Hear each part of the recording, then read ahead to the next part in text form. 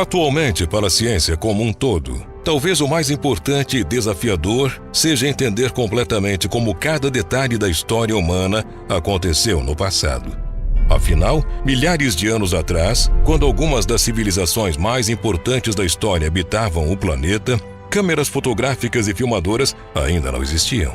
Por isso, tudo o que sabemos sobre esses antigos povos estão registrados em artefatos antigos, como formas de inscrições, carimbos ou desenhos. Isso porque, desde a antiguidade remota, o homem, por infinitas razões, coleciona objetos e lhes atribui valor, seja afetivo, cultural ou simplesmente material, o que justifica a necessidade de sua preservação ao longo do tempo.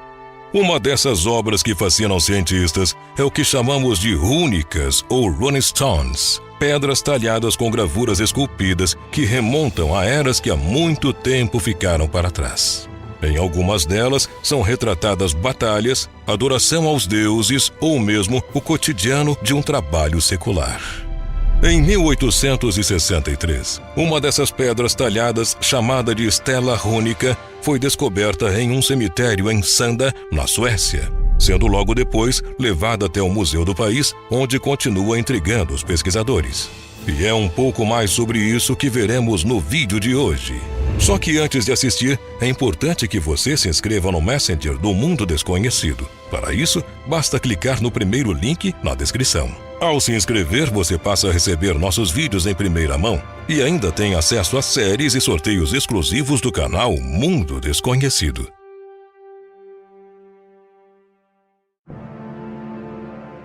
Se analisarmos as distintas manifestações de imagens ao longo da história humana, encontraremos inúmeras formas de representação, de técnicas, cores e traços. O universo da imagem e da arte é tão amplo quanto a construção da identidade cultural da Terra. Cada povo ou cultura utiliza as gravuras de acordo com seus costumes, desenvolvendo métodos que se revelam fascinantes milhares de anos depois, quando são encontrados hoje em dia.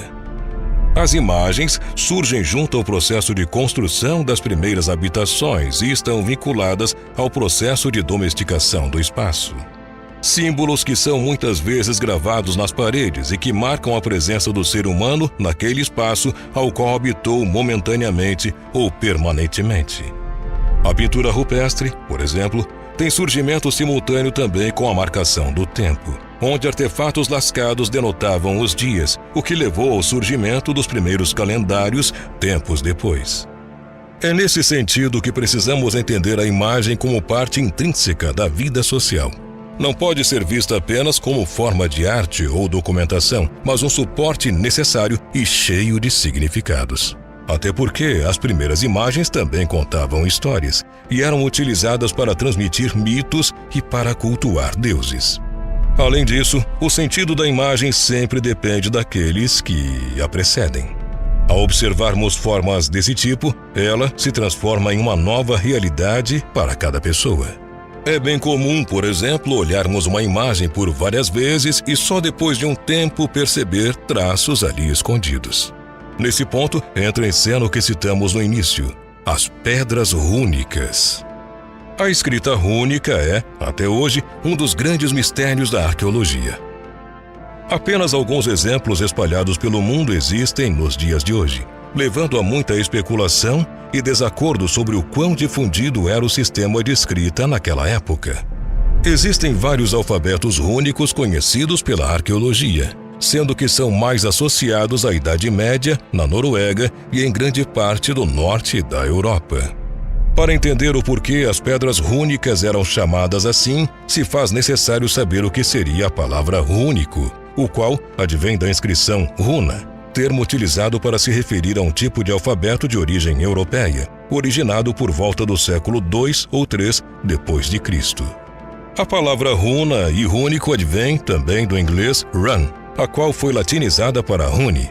Todavia, sua aplicação somente passou a ser usada no século XVI, quando surgem os primeiros estudiosos interessados em traduzir as inscrições, até um momento completamente misteriosas.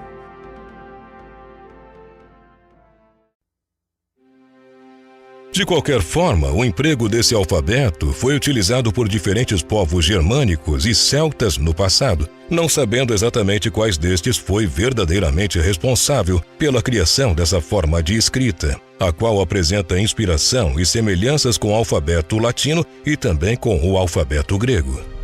Durante os séculos XIX e XX, runólogos e filósofos realizaram pesquisas na tentativa de identificar a origem das runas.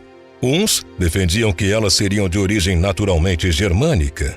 Por outro lado, havia runólogos que acreditavam na hipótese grega para a origem dessa arte. Ainda outros contestaram as duas opiniões e confirmaram que, na verdade, as runas tinham origem latina.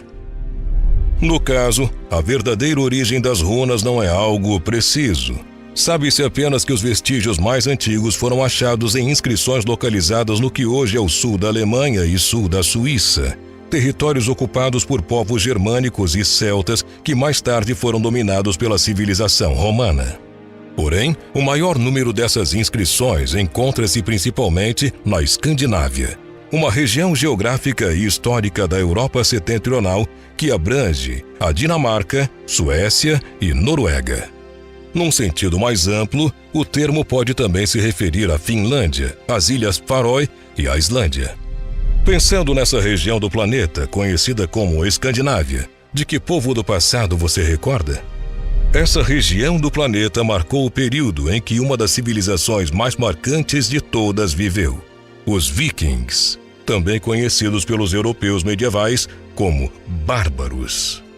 Eles se destacavam não somente por sua forma de lutar, mas também eram considerados pioneiros na arte da navegação, com técnicas exímias também para construir barcos. Eles eram mesmo muito habilidosos. Para os vikings, que muitas vezes se engajavam em batalhas sangrentas e levavam uma vida em condições climáticas adversas, as habilidades de luta e sobrevivência não eram suficientes para acalmar o medo que sentiam em ocasiões como essas. Eles precisavam de algo para ajudá-los a superar seus pavores. Foi dessa forma que eles desenvolveram um sistema de símbolos vikings que acreditavam que poderiam dotá-los de bênçãos e boa sorte. E é aí que talvez a maior verdade sobre as runas se encaixe.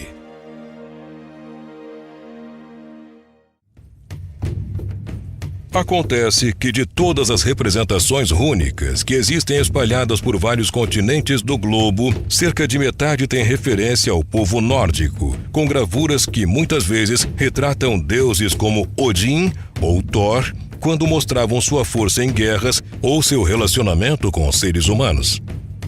As inscrições foram quase todas gravadas em nórdico antigo, com uma forma de escrita conhecida como futark. Se olharmos para todas as runas que se encontram nessa parte do planeta e que têm relação com o povo viking, veremos que as pedras foram distribuídas de forma desigual pela Escandinávia. A Dinamarca abriga 250 pedras. A Noruega possui 500. A Islândia, cerca de 50. A Finlândia não possui nenhuma e a Suécia tem entre 1.700 e 2.500 rochas rúnicas. Estas pedras estão datadas principalmente para os séculos 10 e 11 depois de Cristo, embora haja exemplares que remontem ao século 4 e 5. Em geral, as pedras rúnicas eram colocadas em locais bem visíveis, como estradas, ponte e portos, podendo por vezes representar ou destacar a falência de pessoas importantes ou servindo mesmo como túmulos. O maior grupo dessas rochas consiste de 30 pedras, que mencionam a Inglaterra e que são tratadas de modo individual. Essas runas falam principalmente sobre viagens para a Europa Oriental, quando os nórdicos invadiam essa região com o objetivo de tomar riquezas para si. Uma das mais notáveis runas vikings encontra-se em Södermanland, na Suécia, e chama-se Katulla Runestone, ou Pedra de Rock. Em suas inscrições está contido um poema em nórdico antigo que se refere à extensa luta de um guerreiro chamado Spear, que teria demonstrado toda sua fúria em batalhas a favor do povo nórdico no período da Idade Média.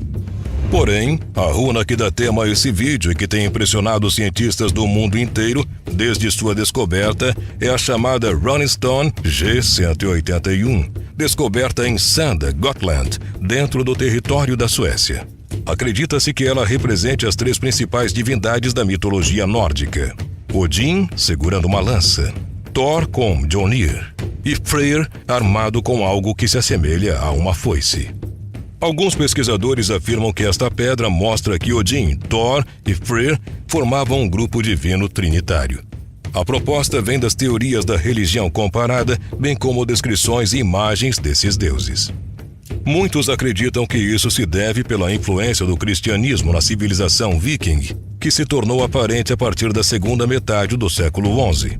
Mesmo assim, visto que os vikings eram politeístas, é provável que eles simplesmente acrescentaram Cristo à sua lista já extensa de deuses e diferentes costumes e crenças foram usados lado a lado por um bom tempo.